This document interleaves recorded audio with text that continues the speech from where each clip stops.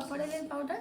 এটার প্রাইসেস আছে তোমার মিনিমাম 1600-1700 সামথিং, আর এটা 200 টাকার জিনিস।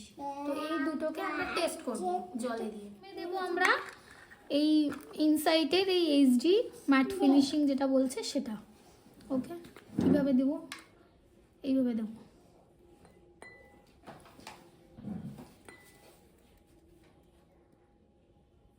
খুব গায়ে লাগে, বুকে ধাক্কা লাগে, সেটাকে গুলবো।